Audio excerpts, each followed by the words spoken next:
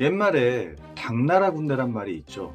당나라는 사실 중국의 역사 속에서 최전성기였던 당태종 이세민이 집권했던 시기이긴 한데 나중에 그냥 개차반이 됐죠. 오합지졸이란 말이 있습니다. 그 말은 무엇이냐? 까마귀 떼들이 모여있는 것 같은 그런 군중의 무리를 뜻하는 말입니다. 그러니까 한마디로 어중이 떠중이의 사람들이 모여있어서 정말 그냥 오합지졸, 한마디로 그냥 족밥이라는 얘기죠. 그만큼 규율이나 질서가 없는 군대라든지 단체들을 보고 오합지졸이라는 우리가 단어를 씁니다. 근데 지금 2022년에 대한민국 이 땅에서 우리 군대를 약화시키는 아주 충격적인 사건들이 발생하고 있습니다. 뉴스에도 나올 정도니까요. 예를 들면 신병훈련소에서 조교들이 훈련병들의 눈치를 본다. 훈련병들이 누워있거나 해도 오히려 조교들이 되게 진땀을 흘린다. 이런 기사들이죠. 아니, 오늘 또 그런 기사가 났습니다.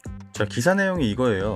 담배를 입에 물고 흡연장 가는 신병을 지적했다가 병장인 제가 전출당했습니다. 2022년 2월 13일 오늘자 9시에 올라온 기사예요. 그러니까 담배를 입에 문 채 흡연장으로 이동하는 신병들을 지적을 했다가 병장인 사례자가 징계를 받아서 타부대로 전출을 당했대요. 그러니까 육군 모사단 포병대대에서 복무하고 있다고 밝혀진 병장 A씨는 페이스북 페이지에 육군훈련소 대신 전해드립니다. 이러한 사연을 지난 9일날에 이제 전했대요. 그러니까 그 A씨는 요즘 군대가 예전 같지 않다는 말, 이제는 새로 들어오는 신병들의 눈치를 고참들이 봐야 한다는 말, 다들 동의하냐? 라고 운을 뗐다고 해요. 자, 그리고 읽어보니까 제가 이번에 그런 일을 당했다라면서 저희는 이번 신병들이 들어오기 전까지 모두가 즐겁고 장난치며 군대에서 그렇게 외치던 선진병영을 이뤄내며 잘 지내왔는데 이번에 새로 들어온 신병들로 인해 모든 게 다 깨져버렸다라고 호소했습니다. A씨는 신병들이 슬리퍼를 신은 채 막사 외부로 돌아다니고 입에 담배를 문 채 흡연장까지 이동하고 군번줄을 착용하지 않고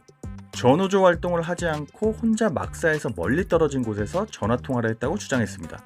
이거 정말 심각한 겁니다.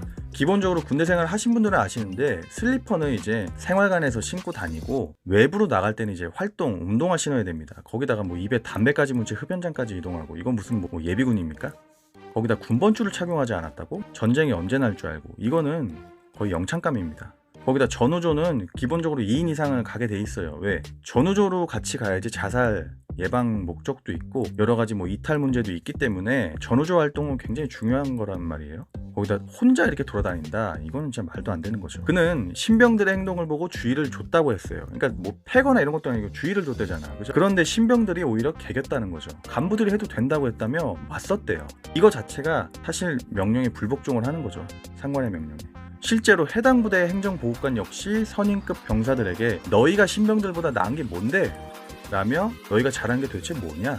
너희 할 일도 못하면서 왜 애들한테 뭐라고 하냐고 오히려 화를 냈다고 합니다. 보급관도 좀 문제가 있네.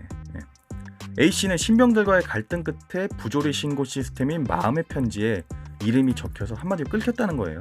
타부대로 전출 징계를 받았대요. 고참 우습게 알면 이거는 진짜 아무런 작전도 못합니다. 기본적으로요, 군대는 우리나라처럼 특히나 북한과 대치 중인 분단 국가에서는 군기, 규율 이런 게 굉장히 중요합니다. 군대는 우리가 흔히 하는 수련회나 그런 캠프가 아닙니다. 북한, 우리의 적국인 이제 북한으로부터 또는 그 외부의 적으로부터 우리의 국민과 우리 국민의 생명과 재산과 자유를 보장하기 위해서 적군을 막는 우리 대한민국 최후의 보루인 집단입니다. 그래서 우리가 매년 그 수십조의 국방비를 쏟아부으면서 무기를 개발하고 미군의 무기를 사들이고 군대를 유지하고 있는 거죠. 근데 이런 우리나라 대한민국 최후의 보루인 군대인 집단에서 지금 우리 군대의 전력이 굉장히 약화되고 있습니다. 이것은 정신전력이 약화되고 있다는 거죠. 이 정신전력이 얼마나 중요하냐면요, 군대에 있어서 군기는 굉장히 중요합니다. 군대의 군기는 집단의 협동성, 일치성, 명령이라든지 작전 수행 능력, 그리고 군대의 사기를 굉장히 좌우시키는 굉장히 중요한 요소입니다. 이 군기가 무너지면 옛날에 이제 월남전 때 오합지졸 같아 보이는 정말 그 거지 같은 호치민의 군대들한테 정규군이, 특히나 이제 미국이 무기도 지원해줬던 월남의 부패한 정규군이 다 도망갔죠. 그런 식으로 이제 무너지게 됩니다. 또 그것만 있습니까? 마오쩌둥이죠.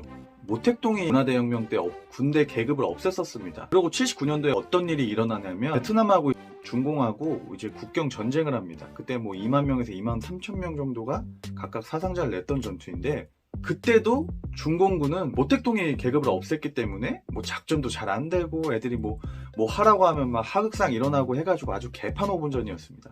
그렇게 그 교훈을 삼아가지고 결국 덩샤오핑 때 나중에 84년도쯤인가? 그쯤에 중공군조차도 군대 현대화를 위해서 중공군의 계급제도를 다시 부활시킵니다. 그만큼 군대에 있어서 계급과 규율은 굉장히 중요한 겁니다. 가뜩이나 우리나라 지금 군 복무 자체도 기간도 많이 줄어들었죠. 거기다가 월급은 옛날보다 많이 오르긴 했어요. 그래도 밖에서 받는 시급에 비해서는 아직도 좀 부족하긴 하죠. 거기다가 이제 출산율조차도 OECD 국가 중에 거의 전 세계 최저수준인 우리나라잖아요. 저출산 고령화, 초고령화잖아요. 그런 나라에서 사실 여성 징병제까지 논의가 될 정도로 굉장히 우리나라 인구 절벽이 심한 나라입니다. 가뜩이나 전력도 모자른데 군 기간까지 무너지면 우리가 그렇게 자랑하던 월남전 때도 한국군들 굉장히 잘 싸웠다고 그랬죠. 왜? 한국군들은 정말 무서웠다고 합니다. 그 단결력, 전투력, 정신력, 투지, 분기 이게 굉장히 강했기 때문에 어떠한 군대랑 싸워도 필승의 신념으로 이겼다고 합니다. 그만큼 한국군은 이 정신력이 가장 최고였던 군대였습니다. 근데 이런 군대가 정말 오합지졸로 전락을 해버린 겁니다. 과연 이게 군대의 현대화일까요? 아니면 국가를 사실 와해시키고 군대를 무력화시키는 하나의 공작일까요? 저는 심히 의심이 됩니다. 지금 이런 지금 사태가. 옛날에 LA 한인 타운을 중심으로 해서 흑인 폭동이 일어났을 때 그때 우리나라에서 군대를 이제 제대하신 월남전이라든지 전쟁을 겪으셨던 성인 남성분들이 딱 이제 군대를 조직했죠. 민병대를 조직해가지고 뭐 해병대 출신, 육군 출신 뭐 군대를 조직해가지고 흑인 폭동에 LA 타운을 지킨 일화가 전 세계적으로도 이슈가 됐었어요. 그만큼 한국군은 굉장히 정신력이 좋은 집단인데 그런 집단들을 굉장히 약화시키는 거라고 생각합니다. 뭐 군대의 하극상이나 폭력, 심한 부조리들은 뿌리 뽑아야 되는 게 맞습니다. 그런데 이런 정말 말도 안 되는 군대의 사실 통솔조차 그렇잖아요. 회사를 가도 기본적으로 사내 규율이나 규정, 기본적으로 사회적인 통념이라는 게 있어요. 하물며 군대 같은 특수한 집단에서는 이건 놀러 가는 게 아니잖아요. 적군을 막기 위한 군사훈련을 받는 곳이에요. 그러니까 무력 집단이란 말입니다. 근데 그런 혈기왕성한 무력 집단에서 규율이나 기강 이런 게 없이 하극상이 빈번하다. 이러면 옛날에 그 중공군보다 더 심각한 수준을 몰락할 수도 있습니다. 그래서 저는 이러한 문제들은 반드시 뿌리 뽑아야 되고 대한민국의 군대와 대한민국 국민들의 사유재산과 국민들의 목숨, 생명을 위해서라도 대한민국의 군대의 군 기강 확립이 반드시 이루어져야 된다고 생각이 듭니다. 미군들을 보시면 세계 최강의 군대죠. 미군들은 굉장히 자유로워요. 자유로운데 훈련이라든지 군기 같은 경우는 굉장히 빡셉니다. 예를 들면 제가 이제 군 생활했을 때 그때 저희 부대가 오대기를 했었어요. 그때 제가 이제 분대장이었고 저는 일요일 날에 걸그룹 영상 인기가요 보다가 갑자기 실상황이 나온 거야. 그래서 오대기 출동했어요. 근데 그때 실탄까지 날랐던 적이 있어요. 그래서 오대기 탑승해가지고 이렇게 가는데 실탄까지 장전을 실제 했었습니다.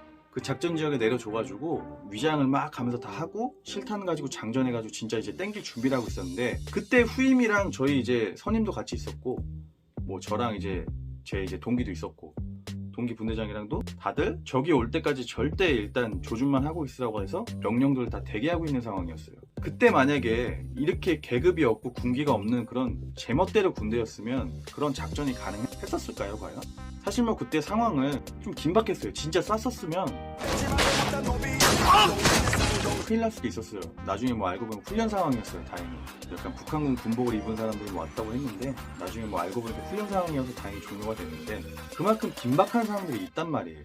그럴 때 사람이 가장 긴박하고 극한의 상황에선 그때만큼은 가장 그 규율이 중요합니다. 그래서 저도 이게 군대의 군기와 규율이 굉장히 중요하구나 이런 생각을 그때 했었던 하나의 일화입니다. 여러분 최근에 아프가니스탄 초등학교 3학년 수준도 안 된대요. 진짜 오합지졸이다. 뭐 제식도 안 맞고 그냥 뭐 애들이 뭐 완전 뭐 까막눈에 뭐 정신력도 없어가지고 뭐 탈레반 오면 탈레반 반군으로 옷 갈아입고 그러다 결국 어떻게 됐습니까? 탈레반이 장악을 하게 됐죠. 그만큼 군대의 규율은 굉장히 중요합니다, 여러분.